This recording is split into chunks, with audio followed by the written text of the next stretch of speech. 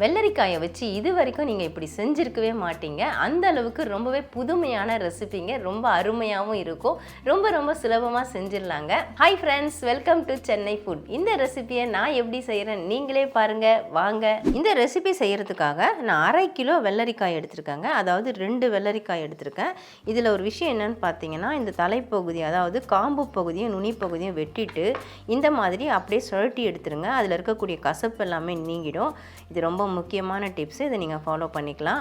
நான் வெள்ளரிக்காயை சுத்தமாக கழுவி தொடச்சி தான் எடுத்து வச்சுருக்கேன். இந்த பகுதியும் கட் பண்ணிவிட்டு இதையும் அப்படியே சுழட்டி எடுத்துக்கணும். அதில் கசப்புத்தன்மை இருந்தால் இது மாதிரி எடுக்கும் பொழுது நீங்கிடும். இதே மாதிரி இந்த வெள்ளரிக்காயிலையும் நான் கட் பண்ணி எடுத்துக்கிறேன். 2 வெள்ளரிக்காயிலையுமே பாருங்கள், நான் தலைப்பகுதி அதாவது காம்பு பகுதியும் நுனி பகுதியும் கட் பண்ணிவிட்டு அதில் தேய்ச்சி எடுத்துட்டேன். இதை நாம் வேக விட போகிறோம். ஸ்டவ் ஆன் பண்ணிவிட்டு நான் இட்லி கடாய் வச்சுருக்கேங்க. 2 டம்ளர் அளவுக்கு தண்ணி ஊற்றி வச்சுருக்கேன். உள்ளே நம்ம இட்லி தட்டு வச்சுக்கலாம். வச்சுட்டு இந்த வெள்ளரிக்காயை அப்படியே நம்ம தோலோடு தான் வேக விட போகிறோம். சப்போஸ் தோலில் உங்களுக்கு கசப்புத்தன்மை இருக்கிற மாதிரி தெரிஞ்சுன்னா தோல் சீவிக்கோங்க. நான் தோல் சீவலை. இப்போ மூடி போட்டு விட்டுடலாம். ஹை ஃப்ளேமில் வச்சுட்டு 5 நிமிஷம் வேக விட்டுக்கோங்க. வெள்ளரிக்காயை 5 நிமிஷம் வேக விட்டுட்டு நான் ஸ்டவ் ஆஃப் பண்ணிட்டேங்க. பாருங்கள், வெள்ளரிக்காய் நல்லா வெந்திருக்கு. அதாவது 100% வேகணும்னு அவசியம் கிடையாது. 50% வெந்தாலே போதும். இதை நம்ம பிளேட்டுக்கு மாற்றி வச்சுக்கலாம். சூடு குறையணும். நல்லா சூடு ஆறட்டும். ஸ்டவ் ஆன் பண்ணிவிட்டு ஸ்டவ்வில் நான் அயன் பேன் வச்சுருக்கேங்க. நம்ம வெள்ளரிக்காய் ஆறுறதுக்குள்ளார அதுக்கு ஒரு பொடி ரெடி பண்ணிக்கலாம். 1 டீஸ்பூன் அளவுக்கு கடுகு சேர்த்துக்கோங்க. நம்ம ட்ரையாக தான் வறுக்க போகிறோம். 1 டீஸ்பூன் அளவுக்கு சீரகம் சேர்த்துக்கோங்க. 1 டேபிள் ஸ்பூன் அளவுக்கு தனியா அதாவது கொத்தமல்லி விதை சேர்த்துக்கோங்க. 1/4 டீஸ்பூன் அளவுக்கு வெந்தயம். இது எல்லாத்தையும் நல்லா வாசம் வர அளவுக்கும் லேசாக நிறம் மாற அளவுக்கும் நம்ம வறுத்து விட்டுடலாம். பாருங்கள், இப்போ நல்லா பொரிஞ்சு வருது. உங்களுக்கு பார்க்கும்போதே தெரியும். சீரகம், கடுகு, வெந்தயம் எல்லாமே நல்லா பொரிஞ்சிருச்சு. தனியா லேசாக நிறம் மாறி நல்லா இப்போ வாசம் வந்துகிட்டு இருக்குது. நான் ஸ்டவ் ஆஃப் பண்ணிட்டேன். இப்போது ஆஃப் பண்ணிவிட்டு நல்லா ஒரு 2 பெரட்டி விட்டால் அந்த சூட்லேயே இன்னும் நல்லா பொரிஞ்சிடும். இதை நாம் பிளேட்டுக்கு மாற்றிக்கலாம். இது நல்லா சூடு ஆறணும். ஒரு 5 நிமிஷம் அப்படியே இருக்கட்டும். வறுத்து வச்ச பொருட்கள் எல்லாமே நல்லா சூடு ஆறிடுச்சுங்க. இதை நாம் மிக்ஸி ஜாருக்கு மாற்றிக்கலாம். தண்ணி சேர்க்காம நல்லா ட்ரையாக பவுட்ரு பண்ணி எடுத்துக்கோங்க.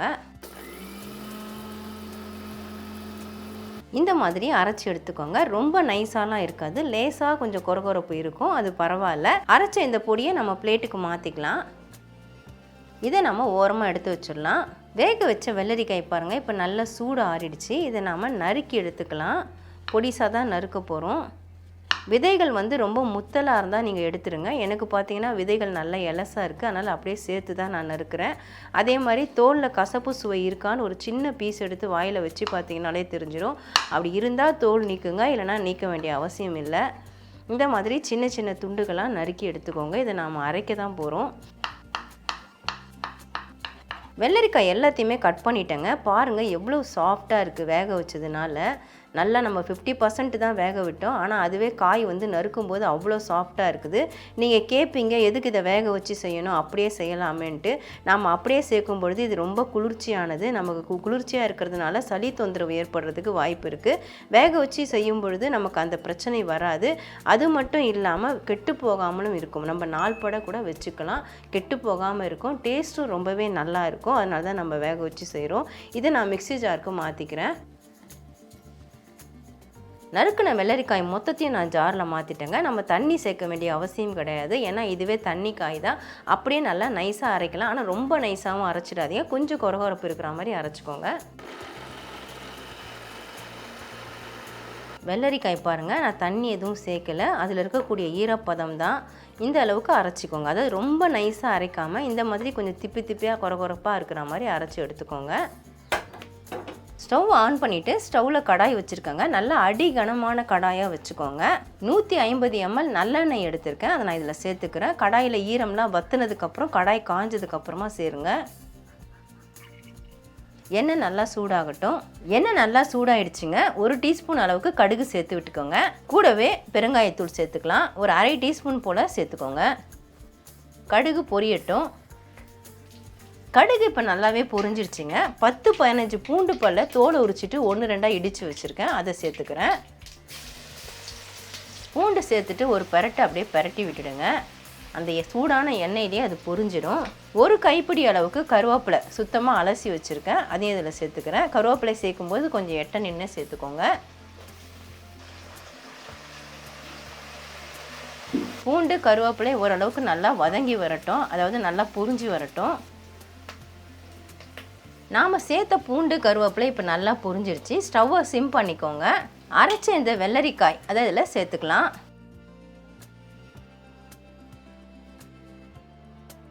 சேர்த்துட்டு ஒரு கலரி விட்டுடுங்க. அப்படியே தெறிக்க ஆரம்பிச்சிடும். அதனால தான் நான் ஸ்டவ்வை சிம் பண்ணணும்னு சொன்னேன். நம்ம தண்ணி எதுவுமே சேர்க்கல, ஆனால் வெள்ளரிக்காயில் இருக்கக்கூடிய அந்த ஈரப்பதம் தான். இந்த ரெசிபி நீங்கள் அரைச்சி தான் செய்யணுமா வேக வச்சு தான் செய்யணுமான்னு கேட்பீங்க. வேக வச்சு செய்யலைன்னா வதக்கி செய்கிற மாதிரி இருக்கும். நிறைய பேருக்கு எண்ணெய் அதிகமாக சேர்க்கறது பிடிக்காது. அதனால தான் நான் வேக வச்சு செஞ்சேன். இந்த மாதிரி செய்கிறது டேஸ்ட்டாகவும் இருக்கும். அரைக்காமல் நீங்கள் நறுக்கி போட்டு கூட செய்யலாம், அதுவும் டேஸ்ட்டாக தான் இருக்கும். இந்த தண்ணி நல்லா வற்றி நல்லா ஒன்று சேர்ந்து வரணும். மீடியம் ஃப்ளேமில் வச்சுட்டு நல்லா கலந்து விட்டுட்டே இருங்க. ஒரு 5 நிமிஷமாக நான் கலந்து விட்டுட்டுருக்குறேங்க. பாருங்கள் எண்ணெய் நல்லா தெளிஞ்சு வந்துட்டுருக்குது. நம்ம சேர்க்கும் பொழுது தண்ணியாக இருந்தது, இப்போ பாருங்கள் நல்லா கெட்டியாகிட்டு வருது. இப்போ நம்ம இதுக்கு தேவையான மசாலா எல்லாத்தையுமே நம்ம சேர்த்து விட்டுடலாம். ஸ்டவ்வு லோ மீடியம் ஃப்ளேம்லேயே வச்சுக்கோங்க. ரொம்ப ஹை ஃப்ளேமில் வச்சிங்கன்னா கொதன்னு வெளியே தெறிக்க ஆரம்பிச்சிடும். 1/4 டீஸ்பூன் அளவுக்கு மஞ்சள் பொடி சேர்க்குறேன். இந்த ரெசிபிக்கு கண்டிப்பாக மஞ்சள் பொடி சேருங்க. 2 டேபிள் ஸ்பூன் அளவுக்கு தனி மிளகாய் தூள் சேர்க்குறேன். உங்கள் காரத்தை பொறுத்து நீங்கள் சேர்த்துக்கலாம். 2 டீஸ்பூன் அளவுக்கு உப்பு சேர்க்குறேன், அதாவது தூள் உப்பு சேர்க்குறேன். கூடவே நம்ம வறுத்து அரைச்சி வச்ச இந்த பொடி அதையும் சேர்த்துடலாம். சேர்த்துட்டு நல்லா கலந்து விட்டுக்கோங்க.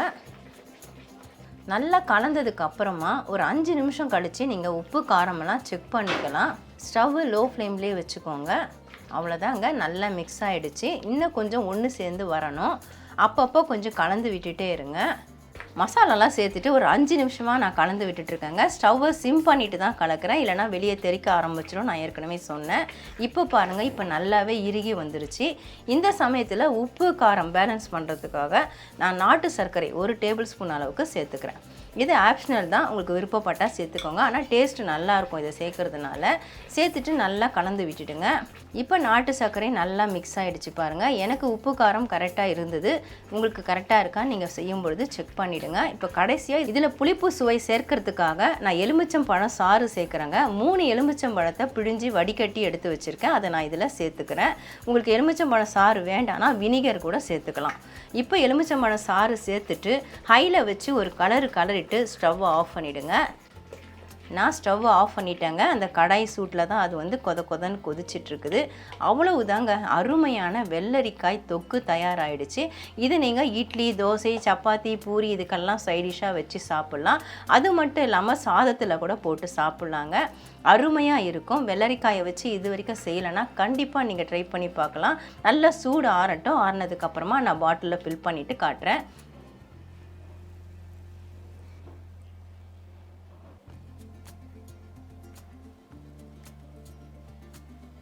அவ்வளவுதான் ஃப்ரெண்ட்ஸ், வெள்ளரிக்காயை வச்சு அருமையான தொக்கு நாம் ரெடி பண்ணிட்டோம். இதை சைட் டிஷ்னு கூட சொல்லலாம், நீங்கள் ஊறுகாயின்னு கூட சொல்லிக்கலாங்க. டேஸ்ட் அருமையாக இருக்குது. நான் ஏற்கனவே பார்த்துட்டேன். உப்பு காரம் எல்லாமே கரெக்டாக இருக்குது.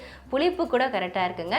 வெள்ளரிக்காயோட ஃப்ளேவர் சுத்தமாக தெரியலை. வெள்ளரிக்காய் பிடிக்காதவங்க கூட இந்த மாதிரி செஞ்சு சாப்பிட முடியும். ஏன்னா அந்த ஃப்ளேவர் எனக்கு பிடிக்காது அப்படின்னு சொல்லுவாங்க. ஆனால் வெள்ளரிக்காயோட ஃப்ளேவர் சுத்தமாக தெரியல. ஏன்னா நம்ம வேக வச்சு நறுக்கி அரைச்சி அதை பதமாக செஞ்சுருக்கோம். அருமையாக இருக்குங்க. இப்போ டேஸ்ட் எப்படி இருக்குன்னு பார்க்கலாம்.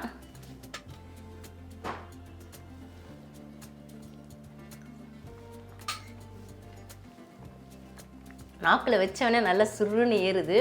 அந்தளவுக்கு டேஸ்ட் அருமையாக இருக்குது. அந்த பூண்டு நல்லா வெந்திருக்கு. கருவேப்பிலையோட ஃப்ளேவர் எல்லாமே அருமையாக இருக்குதுங்க. உண்மையிலே சொல்லணும்னா ரொம்ப அட்டகாசமாக இருக்குது. வெள்ளரிக்காய் ஊறுகாய் இந்த அளவுக்கு டேஸ்ட்டாக இருக்குமா அப்படின்னு நீங்கள் யோசிக்கிறீங்கன்னா கண்டிப்பாக நீங்கள் ட்ரை பண்ணி பாருங்கள். எப்படி இருந்ததுன்னு எனக்கு ட்ரை பண்ணி பார்த்துட்டு கமெண்ட் பண்ணுங்கள். மறக்காமல் நம்ம சேனலை சப்ஸ்கிரைப் பண்ணிக்கோங்க, லைக் அண்ட் ஷேர் பண்ணுங்கள். இதோட இந்த வீடியோவை நான் முடிச்சுக்கிறேன். மறுபடியும் இன்னொரு வீடியோவில் உங்களை சந்திக்கிறேன். By guys. Bye bye.